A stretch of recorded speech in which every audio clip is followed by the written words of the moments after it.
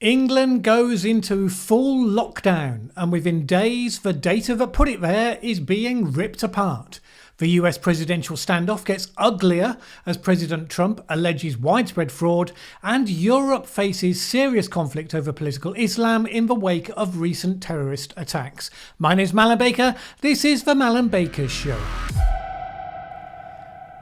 This week, England went more or less into full lockdown for the second time in 2020. Why? Good question. Neither the government nor their scientific advisors have said that such a lockdown will do anything other than temporarily suppress the virus. The potential cost in terms of lives lost from COVID-19 got spelled out in dramatic graphs presented by the scientific advisors at the launch of the lockdown. But there was no balancing graph to show the costs of lockdown, the huge damage to the economy, people's health from other conditions, mental health and well-being, all that stuff. Just 10 days before, Prime Minister Boris Johnson seemed very sure that the costs of lockdown would be too great to bear. He attacked the idea of a second lockdown for that reason. Suddenly, everything changed. Now, that was curious in itself. Not only that, it seems to have changed on the basis of some immediately questionable figures. We were shown a graph projecting that we could be seeing 4,000 deaths per day, which would be significantly higher than any nation had suffered so far, including many that have much larger populations. So where did these figures come from? What models were involved? What assumptions did they make? Why haven't they been published? We didn't know, and we weren't told. Then the report from SAGE was leaked. Not published, leaked. It suggested that the National Health Service was just weeks away from being overwhelmed, even if it uses all of its additional capacity. We learned that the 4,000 deaths per day curve was apparently the work of Public Health England and Cambridge University. All of the various scenarios from different reviews showed curves considerably worse than the previously leaked reasonable worst-case scenario. Now, we had seen some of the assumptions behind that leaked scenario. They included things like a fatality rate of 0.7%, which is double what the World Health Organization says that we're actually observing. If we assumed that the actual case rate was around 0.3%, then the numbers shown in this latest graph would imply that the entire British population had caught COVID-19, which seems a little unlikely. Then we were told that those figures, the 4,000 a day ones, were already out of date. Those scenarios were 3 weeks old when they were shown, and the more up-to-date version is apparently less extreme. The possible 4,000 a day had actually become a possible 1,000 a day. So how come that slide was shown at the press conference to explain why everyone had to stay at home? And this matters, because right now we're told that the number of people in hospital for respiratory diseases is no greater than normal. It's gone up somewhat, but that's what always happens at this time of year. An NHS document was leaked this week to the Telegraph newspaper showing that there remains 15% spare ICU capacity across the country, which is standard for this time of year. Again, it was leaked. Why isn't this information just available? This is the dilemma though. If we are into a normal winter with respiratory disease to remain within the bounds of a normal curve, then 15% capacity is sufficient. But if we're about to embark on the crazy exponential 4,000 dying a day curve, then of course that capacity will quickly become outstripped. So the realism of the projections makes all the difference. When Chris Whitty and Patrick Vallance appeared before a common select committee this week, they focused on how bad it could be if exponential modelling was correct. They also said that the assumptions underlining the models would be published in full. Well, arguably, once the country's gone into self-destruction mode as a result of them, it's kind of too late. That complaint was reinforced by the Office for Statistics Regulation, which released a statement regarding transparency of data relating to COVID-19. As part of government's communications on the pandemic, there have been high-profile public briefings, media interviews and statements in each of the 4 nations of the UK. However, the use of data has not consistently been supported by transparent information being provided in a timely manner. As a result, there is potential to confuse the public and undermine confidence in the statistics. It is important that data are shared in a way that promotes transparency and clarity. It should be published in a clear and accessible form with appropriate explanations of context and sources. It should be made available to all at the time the information is referenced publicly. The really astonishing thing, of course, is that this needs to be said at all. So, the figures that justified the lockdown seem outlandish and based on unclear and highly unlikely assertions. Nevertheless, here we are. And the government has said the lockdown will last for 1 month, legally expiring on the 2nd of December. Yesterday, the Chancellor Rishi Sunak announced an extension of the furlough scheme all the way to March next year. Woohoo! More free money funded by the Bank of England, printing £150 billion, a process that doesn't historically end well. Why are they doing this? Toby Young, who runs the Lockdown Skeptics website, wrote a post this week where he said he'd been talking to his contacts in the heart of government to try to work out what's really going on. He said that the central figures making the calls, Boris Johnson, Rishi Sunak, Michael Gove and Matt Hancock, know full well that the data doesn't justify lockdown 2.0. They are worried that because hospitals in the north, which have been under the most pressure, have been told not to turn away the non-COVID patients like they did last time, that means they will have less capacity than in the first wave and therefore might become swamped, even with a smaller peak that we're actually expecting. And if there are BBC shots of hospitals unable to cope and people dying as a result, that will be, of course, the ultimate disaster. But they don't want to be seen to be discriminating against the North where those problems are, given recent complaints that they're not treating the North the same way that they're treating, for instance, London. So bearing in mind that around 75% of the population supports such a measure, an entirely unnecessary national lockdown comes in instead. And Toby concludes like this: and everyone in the government knows that the PCR test is hopelessly shonky, and NHS Test and Trace, which was only ever a 12 billion PR exercise, is a slow-motion car crash that, thanks to false positives and the staggering incompetence of the various companies Hancock has outsourced delivery to, creates as many problems as it solves. In short, they're at a loss to know what to do. Lockdown 2.0 is a last roll of the dice. They've run out of ideas. Now, I report that as is. I don't know if Toby's correct. He's quoting anonymous sources after all. We don't know if what they said was accurate. We don't know if someone might have been settling scores. We shouldn't take that as definitively accurate information. Frankly, it is a situation that fully justifies this interesting nugget, which shows that British support for their government's handling of the pandemic has dropped by a significantly greater amount than a number of its international peers. Since the opposition's mostly focused on demanding tighter lockdowns even more quickly, it means there are precious few people trying to hold the government to account on what seems to be a total shambles. Still, look on the bright side, Christmas is coming. Probably. Maybe. In just a moment, we'll do a roundup of the other news this week, including where we are with the US election. But first, one of the issues bubbling to the surface in the UK right now is the prospect of new hate speech laws that people worry are going to criminalise free speech to an unprecedented degree. Not only is there Scotland's hate speech bill, which is receiving a huge amount of flack from various quarters for its wide scope, and it's worth remembering that the Scottish Parliament under the Scot Nats already has something of a reputation for woke politics. But also in the UK, there is now talk of mimicking one of the most controversial aspects of the Scottish bill, which is to criminalise alleged hate speech even if it takes place in private in your own home. Only a few weeks ago, we talked about the developing taste that various governments are getting for more intrusive, coercive legislation as a result of COVID emergency measures. Add to that the whole woke phenomenon, which increasingly tells you what you are and are not allowed to do or to say or even to think.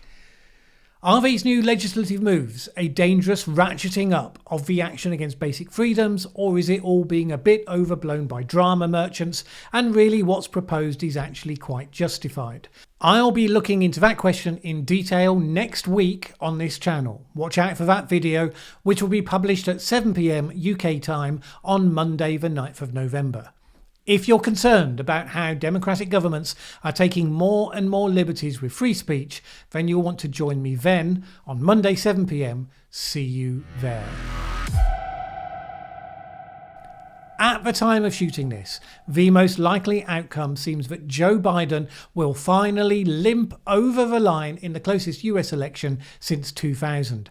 Indeed, with the news that Biden might have flipped Georgia at the last minute just before I started shooting this, that seemed imminently likely.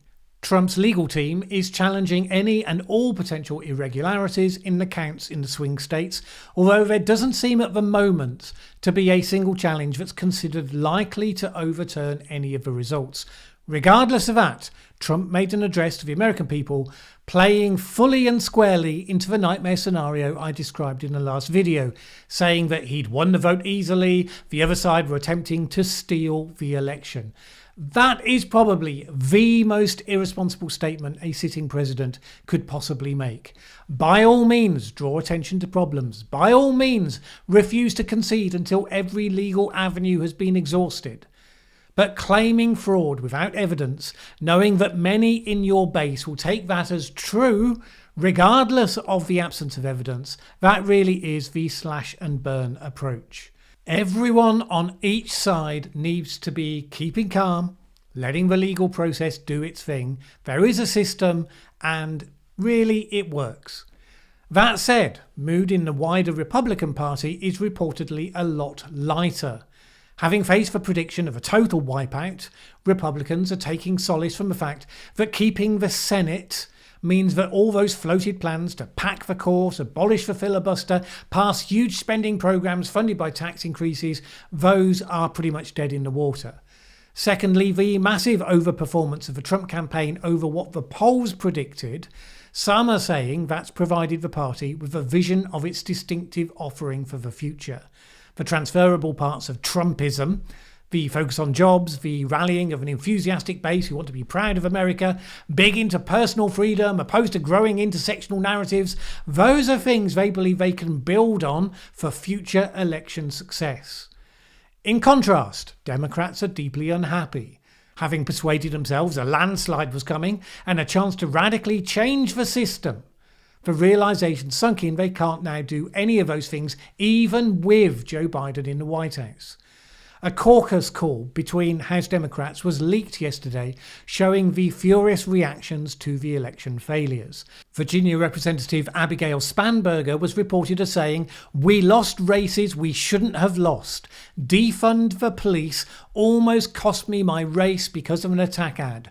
Don't say socialism ever again." And she yelled that the party needs to get back to basics. Nancy Pelosi apparently disagreed, leading some to speculate she might face a challenge for speakership of the House, and as confirmation of the ideological battle to follow between the centrists and the left ideologues. Across Europe, people are more focused on other matters. The wave of new lockdowns in major European countries is seeing significant amounts of kickback. In Spain and Italy, rioters have been battling police again after protests on the tightening of restrictions, including curfews because of COVID-19. Madrid, Florence, Rome, a number of other cities saw violent clashes with police.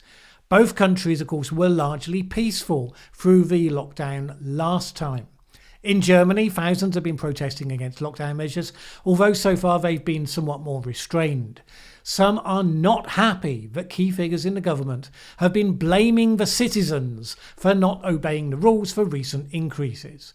There was an arson attack against the disease control agency, the Robert Koch Institute. Interestingly, Sweden has joined the roll call of countries introducing new measures. The poster boy country for lockdown skeptics has seen the same wave of positive test results for COVID in recent weeks, but is only now, sometime after other countries, starting to see the first signs of an increase in deaths to go with it. Sweden has reported 31 COVID deaths since Friday last week. That doesn't mean that Sweden has gone wild, started bringing in full-scale lockdowns. But it has, for instance, restricted the number of people who can be sitting together in restaurants to 8. People are now being encouraged, although not required by law, to avoid public transport and non-essential shopping in a number of regions. In other parts of Europe, the focus has moved on. In Austria and France, the recent terrorist attacks have led to the rise of a very different national debate focusing on the perceived rise of militant Islam in Europe. That debate started strongly in France, of course, with the atrocities in Paris and Nice, particularly the murder of a teacher for the crime of showing his pupils cartoons depicting the Prophet Muhammad. This was part of lessons in France's historic commitment to a secular society and freedom of speech, hence why the attack had a huge impact on the country. Macron said that the religion of Islam as a whole is in crisis. Such comments have led to anti-France protests in a number of Muslim countries, where an effigy of Macron was burned in Pakistan. Retailers in Kuwait, Qatar and Jordan have said that they will boycott French products. And even the Prime Minister of Pakistan, Imran Khan, said blasphemy in garb of freedom of expression is intolerable. The interesting development here is just how openly now some of the European leaders are saying things that over the last few years have been held to be pretty much unsayable. The Austrian Chancellor Sebastian Kurz said that he would be seeking an alliance at an EU level against political Islam. I expect an end to the misconceived tolerance and for all the nations of Europe to finally realise how dangerous the ideology of political Islam is for our freedom and the European way of life. And it's really interesting because in recent years, hitting a peak around 2016, mass illegal immigration into Europe was being tolerated across the continent, and people who complained were held to be expressing racism. Large numbers of mostly unattached young Muslim men were coming in from societies with very different cultural norms. So the fact that communities of recent immigrants in Sweden were seeing problems with a major increase in rapes against women and violent crime, nobody would admit this was the case. When crimes were committed across the continent, nobody would mention the nationality of the perpetrators. But it seems that the mood has changed. And increasingly mainstream political leaders, not just the far-right extremists that they fear, are becoming emboldened to talk about a growing cultural problem. Now, it doesn't mean that there's no political calculation involved. Macron is likely to be facing Marine Le Pen, leader of the French National Front, in the runoff for the next presidential election.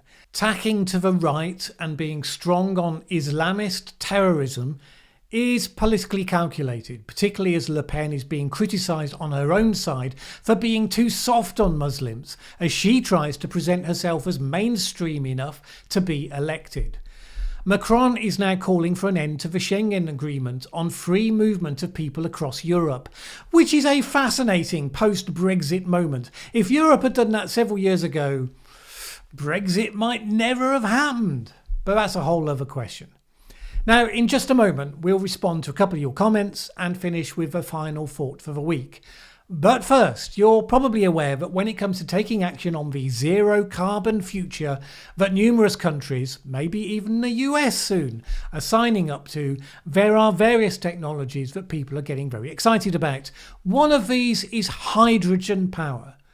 Some have become real advocates for the potential of hydrogen. There are post-fossil fuel problems that hydrogen can help to solve better than anything else. The EU has just committed to a massive programme of investment in it, and China is doing the same. But while there are some things that hydrogen does well, there are others that people are pushing for, like hydrogen fuel cell cars, where there's a strong argument that it's not the way to go. And overall, there are problems, and there are real obstacles you'd have to overcome to make it viable. Is it the fuel of the future? Should it be? I'll be looking at some of the detail of that in the second video next week, which will be released at 7 p.m. on Wednesday, the 11th of November. Want to know some of the detail and the trends that may be shaping our future? I'll be diving into those in just the right detail, so you'll have a bigger picture and a clear sense of who's driving what and why. The zero carbon energy future, realistic, pipe dream? We'll have a look at that, so join me then. I had a number of comments from people who said they liked the new format for this show, which I introduced last week. Thank you for all of those. I had a couple of commenters who disagreed with what I said in the last video about Trump's election night comment about stop the voting. I said that in spite of how some were reporting it, Trump didn't mean that he wanted the counting to end. Here's one of the shorter comments making that point. No, Trump had said repeatedly that the results should be known on the night of the election. That clearly implies he wanted counting to end, not just voting on election day. This, of course, is ridiculous. Yes, it is ridiculous, but it could be that it's made ridiculous by your interpretation, not by his original intent. I would agree, and indeed I rather said in that video, that if at all possible, the results should be known on the night of the election. What you've been seeing play out over the last couple of days is exactly why you should want that. Now, obviously, that doesn't mean you start counting the votes and then stop at the end of the night and just throw the ones that are left in the bin. It means you organise your count so that you have a robust process for quickly and accurately and transparently in full view of both candidates counting the whole of the ballot. Since they'd already been complaining about the issue with the mail-in ballots being allowed to be counted many days after polling day and to be received after polling day, it was really pretty self-evident that's what he was actually referring to. I wonder how we end up arguing about that, because we can agree that he is wrong to allege fraud in the absence of evidence, that he is wrong to claim victory when the ballots haven't finished being counted. One of the reasons why Trump got such a large vote, contrary to what people on the left assumed was possible, was because his critics on the left so consistently overstated their case. Even when he gave them plenty of legitimate ammunition, they would go to the extreme and people just started zoning it all out. Because if you didn't live in the bubble, you would notice the obvious things the ideologues seemed oblivious to. Like the idea the president never disavowed white supremacy. And they kept claiming he'd never disavowed white supremacy, even though he had done so repeatedly. The whole dialogue from both sides has just been dementing. I expect there'll be some in response to this, pointing to the odd video clips of supporters of Trump's chanting "Stop the count," which of course is because they were alleging that their observers were being kept out in order, they allege, that the count could be falsified. Whether that's a reasonable position or not, it's not that they're demanding the counting of legitimately cast ballots should be stopped. Again, you want to oppose Trump's position on the election, you've got plenty to go on without descending into nonsense. There's been some common themes to this week's news, which you could argue is the difference between being guided by evidence and following data blindly. Whether it's been US opinion polls or flawed COVID graphs, you might argue we've not been well served by data in 2020. It would be easy simply to embrace a simplistic reaction against all of it, equate any attempt to follow data as a sign of the out-of-touch globalist elites, and slip into comforting ignorance. It's certainly a good argument against those who believe that the way to a well-organised society is to find the smartest people in the room, give them the biggest computers, and then just put them in charge. Part of the problem is that all sorts of people assume that they are the smartest people in the room without much evidence, and people who are brilliant at one thing can indeed turn out to be completely blind to the bleeding obvious when it falls outside that one thing. But that's not a repudiation of the idea that you make policy on the basis of sound science and accurate data. It is perhaps a repudiation on the idea that such a process can ever be without scrutiny. For a fact-focused, science-led approach to work, it's absolutely crucial that evidence models and the assumptions behind them should be published so they can be scrutinised, challenged and tested. Not only that, but the data should reflect all the choices that have to be factored in based on getting the right question. Not how do we minimise the deaths from COVID-19, but how do we minimise deaths and maximise human well-being in the face of all causes this year. Not how do we measure the political opinions of a nation in a way that supports our political objectives, but how do we achieve genuine understanding of the state of a nation.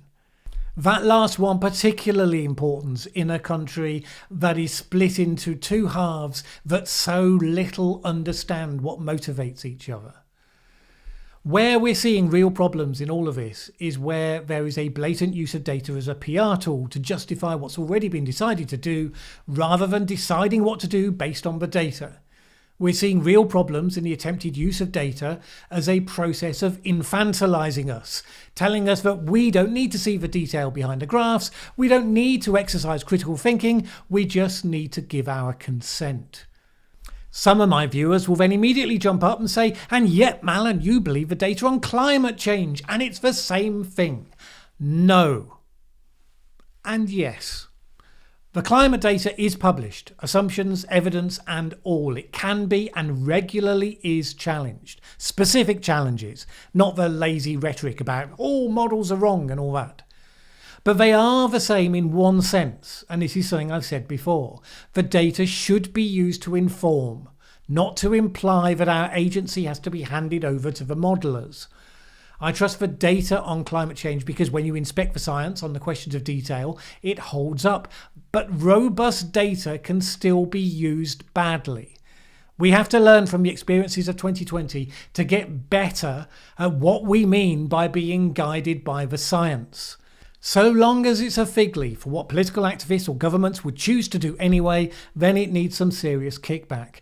We do have real problems to solve. We need to be better at genuinely being guided by facts and evidence. Alright, that's all for this week. If you value the independent, fact-focused and non-ideological content I aim to provide on this channel, please consider joining the good people who already support me at patreon.com/Mallen Baker. For just $5 a month, your support can make all the difference as I try to expand the content on this channel to 3 videos per week and to be able to tackle all topics of interest, not just those that YouTube advertisers are happy with. So that's patreon.com/Mallen Baker. Thanks in advance. Your support is always appreciated. Either way, have a great week. My name is Mallen Baker. This is the Mallen Baker Show.